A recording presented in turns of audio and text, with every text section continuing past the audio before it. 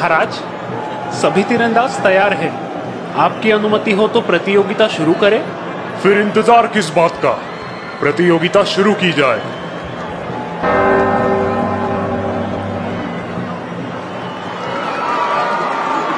दोस्तों, नॉटिंघम शहर में आप सभी का स्वागत है। जैसे कि आप देख रहे हैं, प्रतियोगिता में अब तक किसी भी तीरंदाज का तीर अपने लक्ष्य को नहीं पा सका है। क्या शहर में कोई तीरंदाज बचा नहीं जो धनुष पर निशाना बना सके?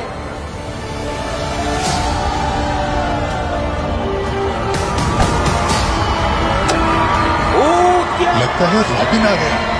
क्या रॉबिन आया? नौजवान युवक ने सही निशाना लगाया है, पर क्या वो और 2 निशाने लगाने में कामयाब होगा?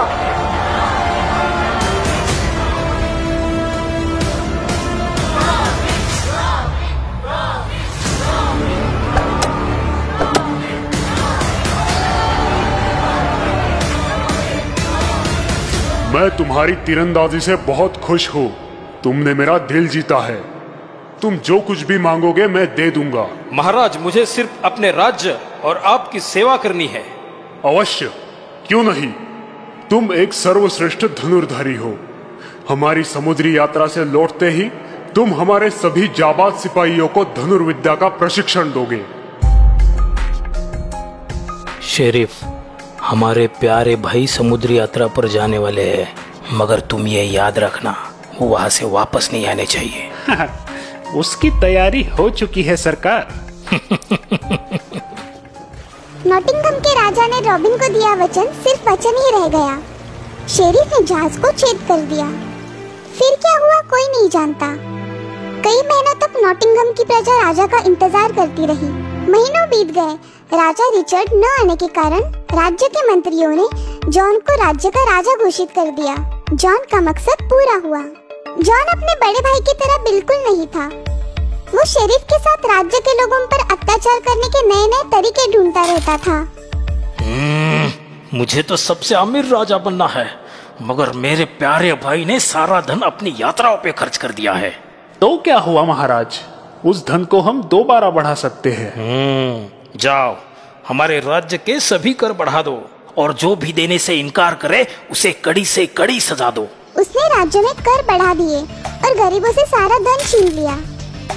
अब शहर गरीब होते जा रहा था। चलो जल्दी लगान निकालो। शहर में रहना है तो कर देना ही पड़ेगा। ये तो गलत है, हमें कुछ करना होगा। रॉबिन ने अपने दोस्तों को साथ लेकर राजा से विद्रोह किया। जनता का लूटा हुआ खजाना और सामान जहाँ से भी जाता, रॉबिन उसे लूटकर वापस गरीबों में बांट देता। यही सिलसिला कई दिनों तक चलता रहा। हर बार जब शाही बग्घी जंगल से गुजरती, तब रॉबिन और उसके दोस्त वहाँ पहुँच जाते। चोर! चोर! चोर तो तुम लोग हो, मैं नहीं। ये गरीबों का पैसा है। अभी के अभी अपने राजा के पास जाओ और उनसे कहो कि शेरवुड की प्रजा अब अकेली नहीं रही, उनका रखवाला आ गया है। इस रॉबिन ने ये दोबारा किया है। हमारा सारा सोना और पैसा लेके वो भाग गया। अगर तुमने उसे जल्द से जल्द गिरफ्तार नहीं किया तो तुम्हारी तो नौकरी गई शेरिफ। हमने बहुत कोशिश की उसे पकड़ने की महाराज, पर वो बहुत अच्छा तीरंदाज है, इसलिए वो हम पर मात कर देता है। अच्छा, तो तुम्हारा मतलब यह है कि तुम उसे नहीं पकड़ पाओगे? नहीं सरकार, मेरे पास एक योजना है। इस बार हम उसे जरूर पकड़ पाएंगे। कैसी योजना? सिंड्रेला का स्वयंवर। क्योंकि रॉबिन ने एक बार सिंड्रेला को देखा था। बग्गी में बैठकर सिंड्रेला अपने रास्ते जा रही थी। सिंड्रेला? हाँ, सिंड्रेला, राजा रिचर्ड की भतीजी। तुम वही तीरंदाज हो ना? जी हाँ, मैं वही तीरंदाज हूँ, शेरवुड का रखवाला। अच्छा, तो ये बात है। जाओ, स्वयंवर का ऐलान कर दो। सुनो सुनो सुनो, हमारे राजा जॉन ने तीरंदाजी की प्रतियोगिता का आयोजन किया है। जो कोई ये प्रतियोगिता जीतेगा उसका विवाह सिंड्रेला के साथ किया जाएगा। रॉबिन, तुम उस प्रतियोगिता में हिस्सा लेने की तो नहीं सोच रहे हो? हाँ, जरा सोचो, अगर जीतने वाले का सिंड्रेला के साथ विवाह हो गया तो? मुझे लगता है ये तुम्हें गिरफ्तार करने की साजिश है। फिर भी मुझे जाना होगा। मैं सिंड्रेला को नहीं खोना चाहता। हम भी तुम्हारे साथ चलेंगे। वो सब प्रतियोगिता में पहुंच गए। रॉबिन तीरंदाजों के बीच जाके खड़ा हो गया। जॉन और शेरिफ की नजरें रॉबिन को ढूंढ रही थी। रॉबिन की बारी आई। रॉबिन ने एक के बाद एक 3 बार निशाने पे लगाए। सब लोग देखते रह गए। शेरिफ की नजर रॉबिन पर पड़ी। गिरफ्तार कर लो उसे। आखिर तुम्हें पकड़ ही लिया रॉबिन। रॉबिन हुड, गरीबों का रक्षक, सब बकवास है। असल में तुम एक गुंडे हो, चोर हो। और आप क्या हो महाराज? आप गरीबों को लूटते हो और उन पे अत्याचार करते हो। आप राजा हो, इसका मतलब ये नहीं कि आप गरीबों का पैसा चुराएंगे। मैं चोर नहीं हूँ। जो पैसा मैं लेता हूँ वो मेरे लोगों का है। मैं उन्हें वापस भी करता हूँ क्योंकि उस पर सिर्फ उनका हक है। हमारे राजा रिचर्ड्स एक दिन वापस आएंगे और तुम्हें कड़ी से कड़ी सजा देंगे। खामोश! इस चोर को तुरंत गिरफ्तार करो। रॉबिन को गिरफ्तार करते ही शहर में अफरा तफरी मच जाती है।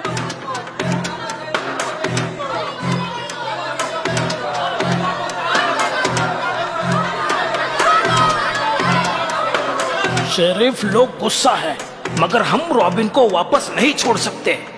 फिक्र मत करो महाराज, रॉबिन को मैं अपने तरीके से ठिकाने लगाता हूँ।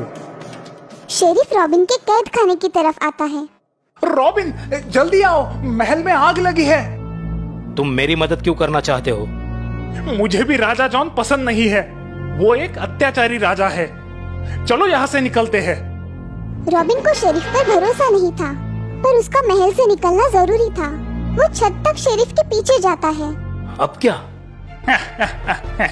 अब मैं जीत गया रॉबिन। तुम अब भाग नहीं सकते। नीचे पानी बहुत गहरा है और ऊपर सभी जगह धनुर्धारी तैनात है। सिपाहियों, तीर चलाओ।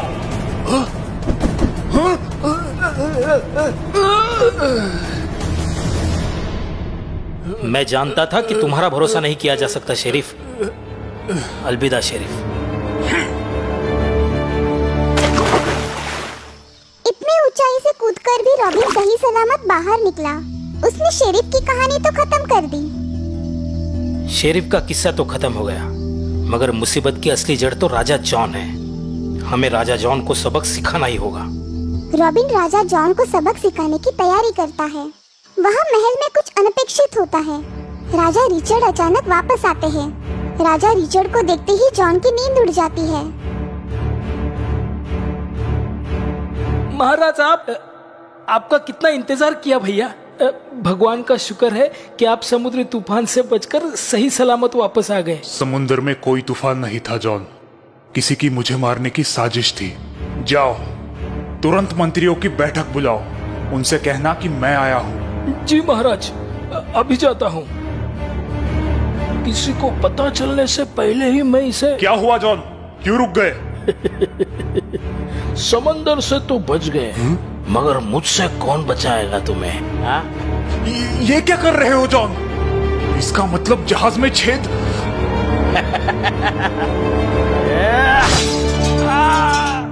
रॉबिन के तीर ने राजा रिचर्ड को बचा लिया और राजा रिचर्ड ने रॉबिन का शुक्रिया अदा किया। अगली सुबह अपने राजा को देखने लोग दरबार में भीड़ करते हैं। राजा रिचर्ड रॉबिन को राज्य का सेनापति बनाते हैं। वो रॉबिन और सिंड्रेला के विवाह की घोषणा करते हैं। तो दोस्तों, इस कहानी से हमें ये सीख मिलती है कि हमें अपने बुरे कर्मों की सजा कभी न कभी जरूर मिलती है।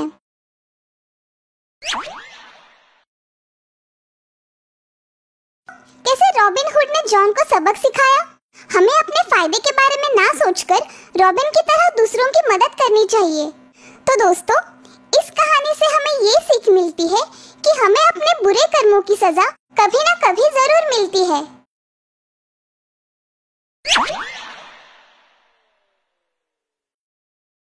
थी ना मजेदार कहानियाँ? तो चलिए अब जल्दी से हमारे चैनल को सब्सक्राइब